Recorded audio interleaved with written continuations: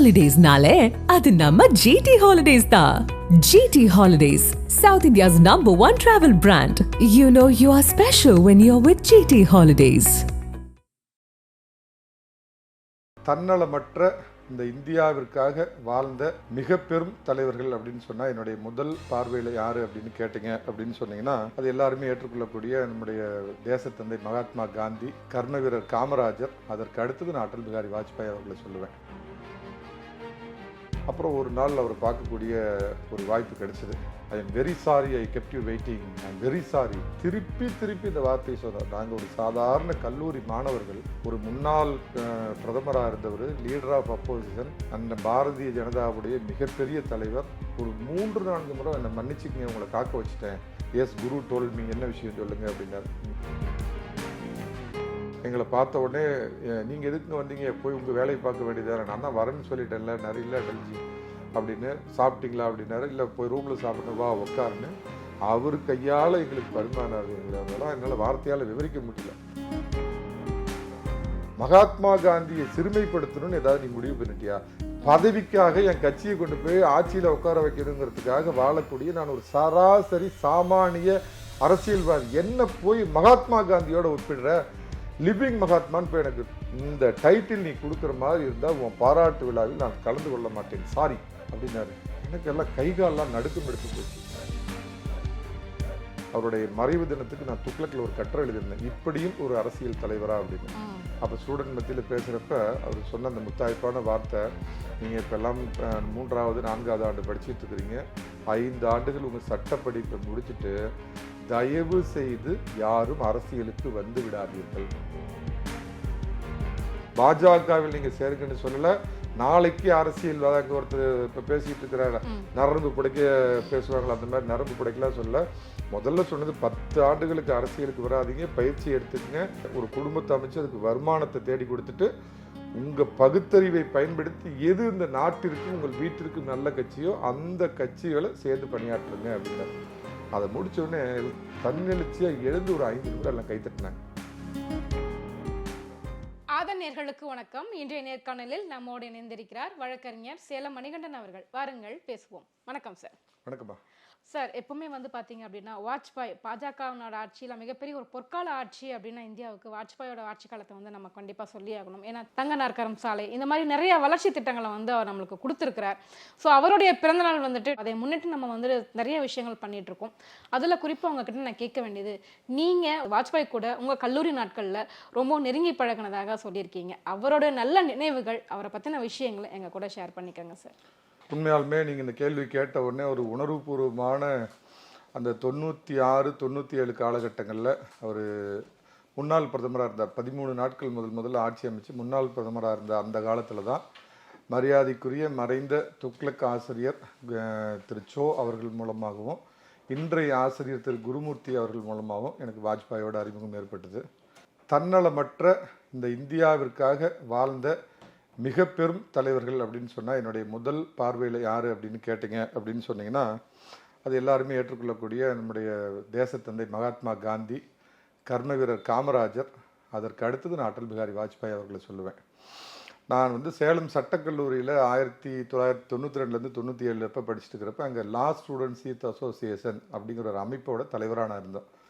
அப்போ நாங்கள் என்ன பண்ணோன்னு கேட்டிங்கன்னா, ஒவ்வொரு வருஷமும் யாராவது ஒரு எக்ஸ்ட்ராடினரி பர்சன், ரொம்ப புகழ் வாய்ந்த அந்த துறையில் இருக்கிறவங்களை கூட்டிகிட்டு ஹானர் பண்ணும். ஏன்னா சட்டக்கல்லூரி மாணவர்கள் அப்படின்னாவே எல்லாம் அடிதடி பண்ணிக்குவாங்க, சண்டை போட்டுக்குவாங்க, ரோட்டில் இறங்கி கத்தி சுற்றுவாங்க, கம்பு சுற்றுவாங்க.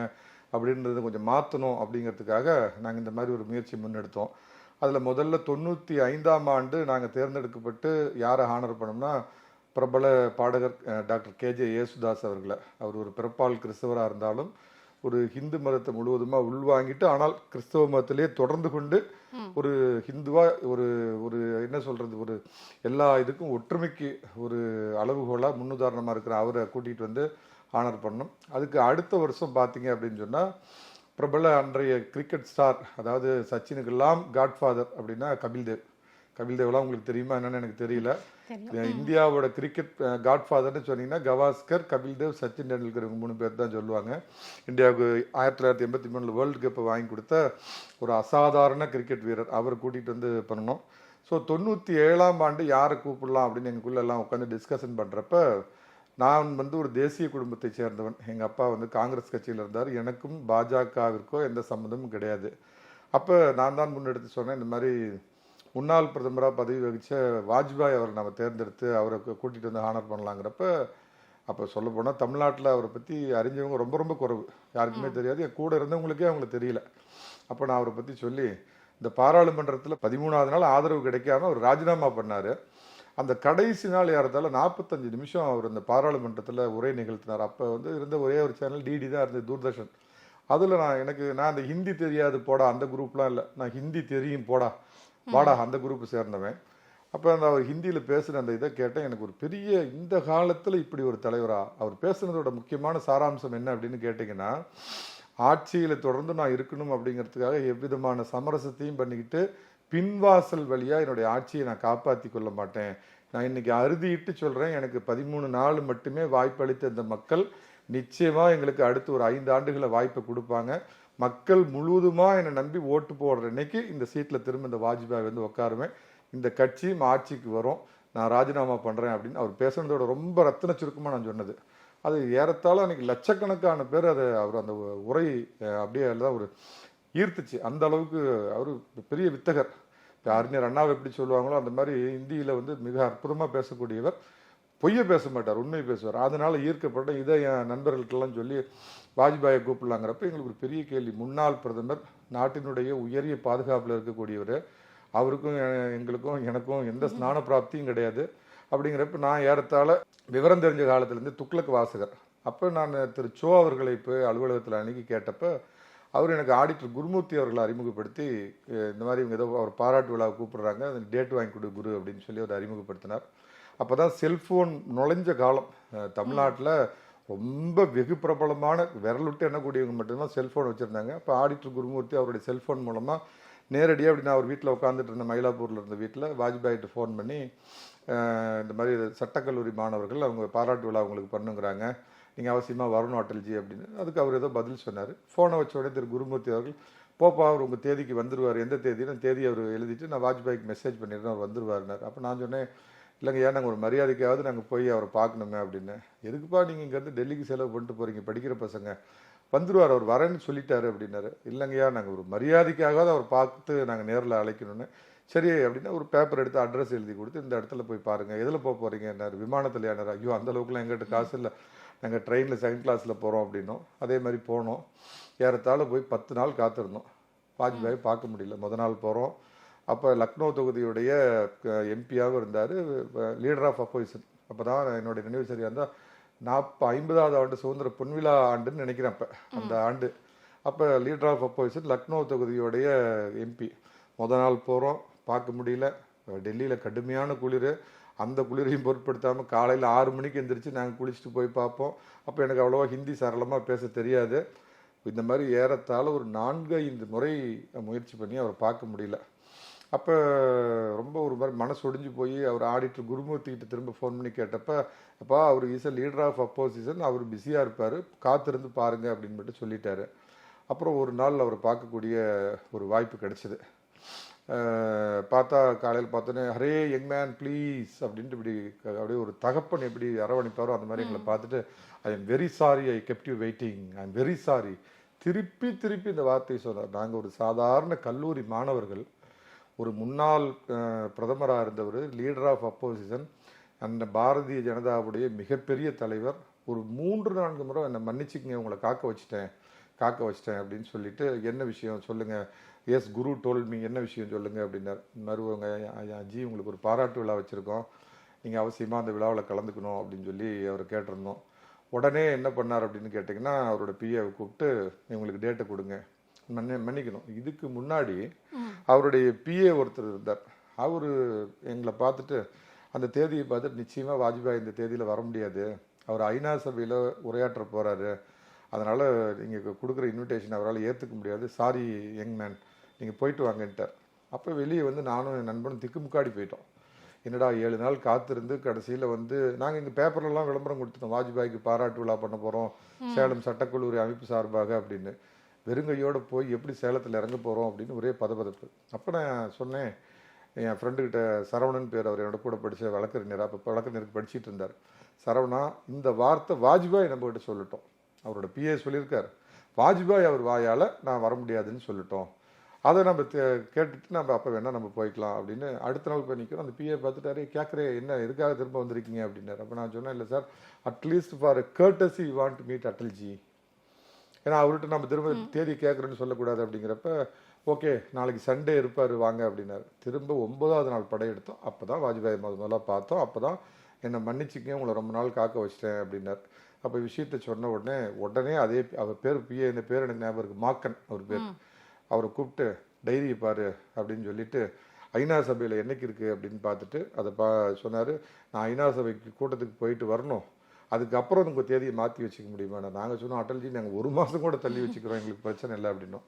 அப்போ ஒரு தேதி ஃபிக்ஸ் பண்ணி கொடுத்துட்டு, நான் அவசியமாக வர்றேன், ஆடம்பரமாக எதுவும் பண்ணாதீங்க, நீங்கள் படிச்சுட்டு இருக்கிற பிள்ளைகள், நீங்கள் அதுவும் வழக்கறிஞருக்கு படிக்கிறீங்க, இந்த நாட்டினுடைய சொத்து, ஸோ உங்கள் இன்விடேஷனை நான் வந்து ஏற்றுக்கிறேன், அவசியமாக வர்றேன், ஆடம்பரமாக எதுவும் செலவு பண்ணாதீங்க அப்படின்னு சொல்லி அனுப்பினார். அந்த ஆனந்தத்துக்கு அளவே இல்லை. அதுக்கப்புறம் வீட்டில் எங்களை காலையில் உணவு இருந்து சொல்லிட்டு, அது நார்த் இந்தியன் ஃபுட்டு கொடுத்தாங்க, எங்களுக்கு ஒத்துக்கல அந்த குளிரில். ஆனால் அவருக்கு முன்னாடி சாப்பிட்டுட்டு அவர் முன்னாடி உட்காந்து காஃபி சாப்பிட்டு கூட எங்களுக்கு கையெல்லாம் நடுங்குச்சு.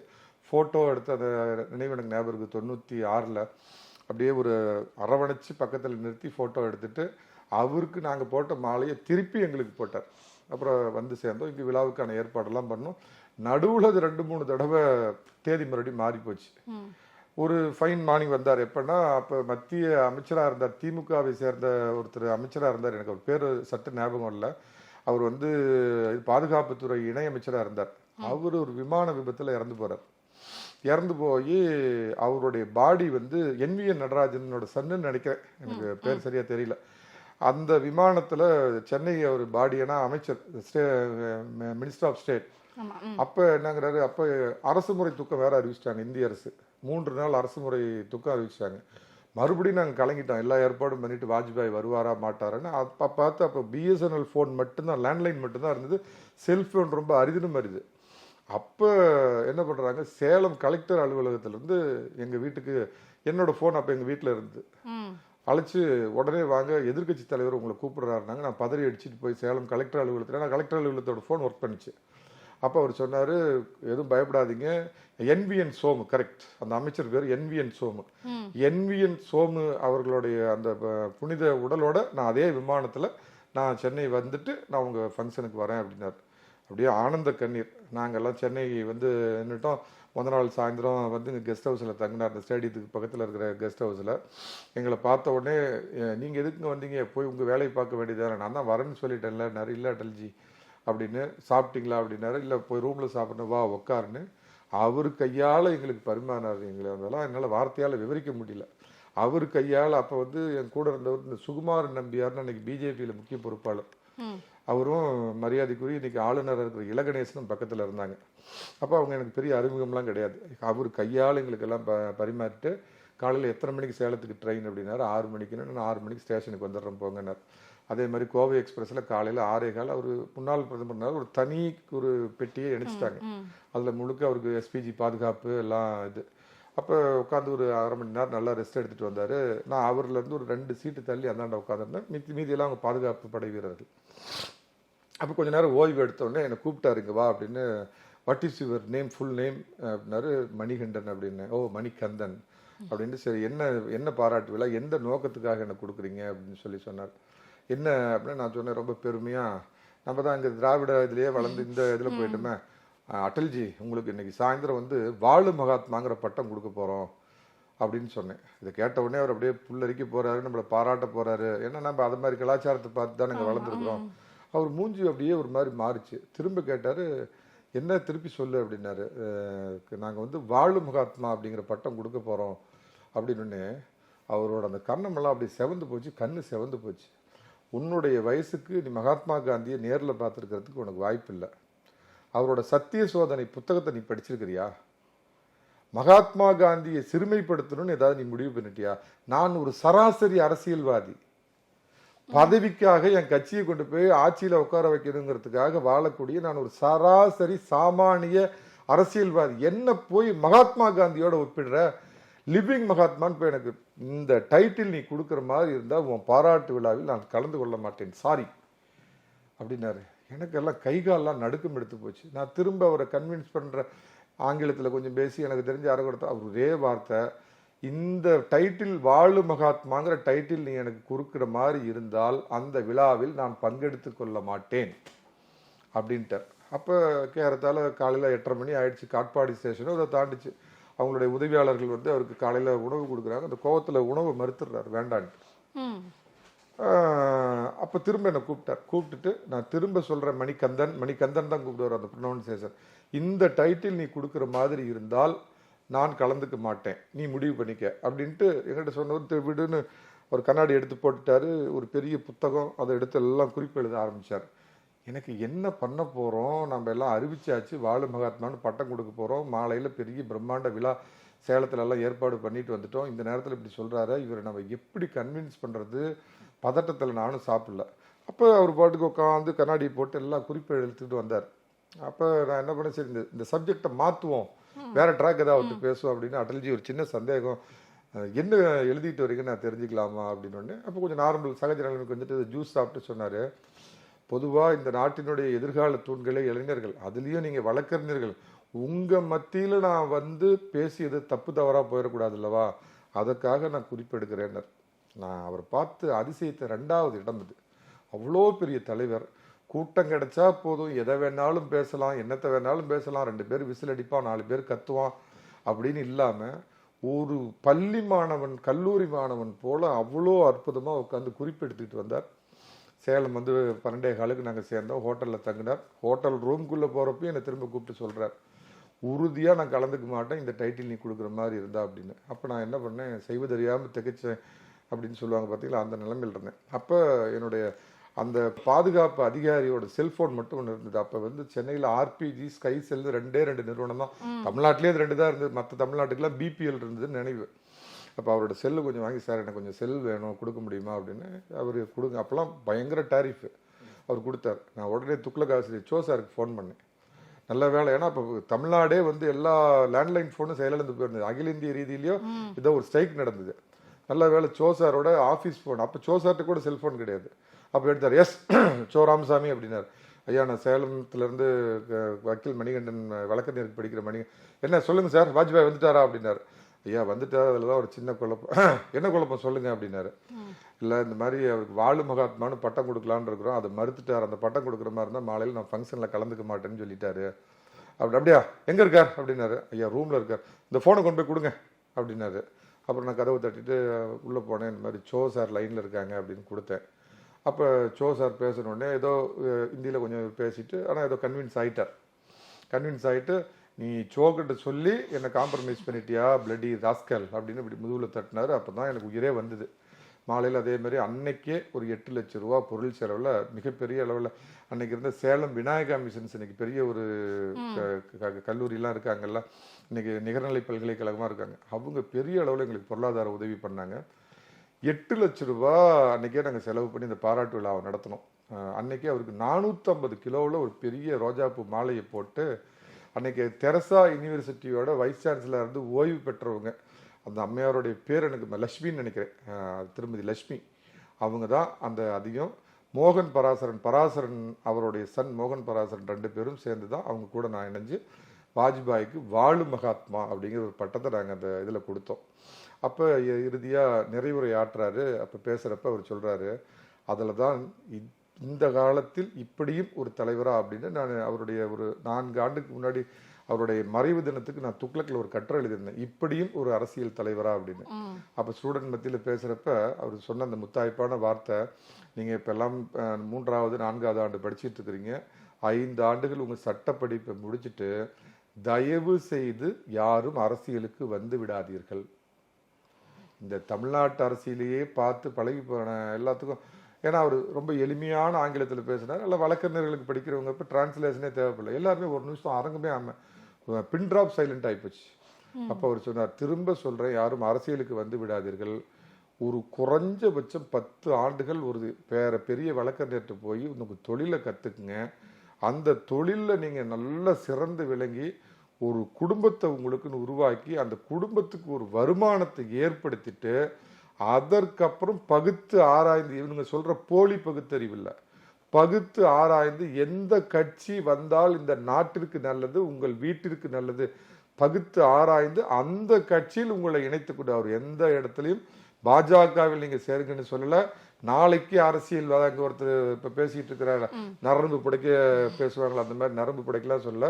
முதல்ல சொன்னது 10 ஆண்டுகளுக்கு அரசியலுக்கு வராதீங்க, பயிற்சி எடுத்துக்கங்க, வழக்கறிஞரா நீங்க முதல்ல கோல வச்சு நல்ல நிலைமைக்கு வாங்க, ஒரு குடும்பத்தை அமைச்சு அதுக்கு வருமானத்தை தேடி கொடுத்துட்டு உங்க பகுத்தறிவை பயன்படுத்தி எது இந்த நாட்டிற்கும் உங்கள் வீட்டிற்கும் நல்ல கட்சியோ அந்த கட்சிகளை சேர்ந்து பணியாற்றுங்க அப்படின்னார்.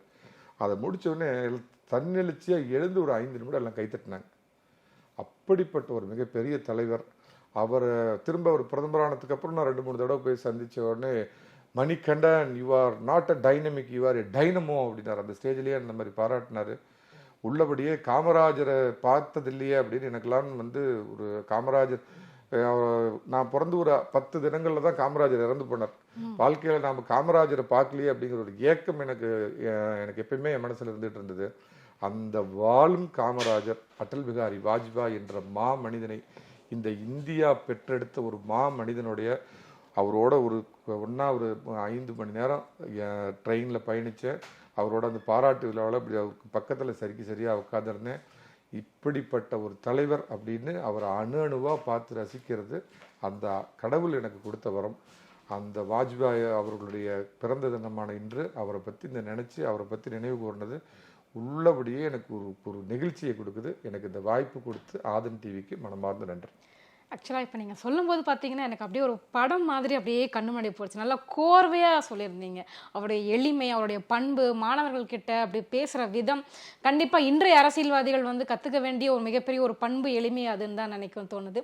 கண்டிப்பாக வாஜ்பாய் அவர்களை பற்றி நல்ல நினைவுகளை எங்கள் கூட பகிர்ந்துக்கிட்டீங்க. ரொம்ப நன்றி சார். நன்றி.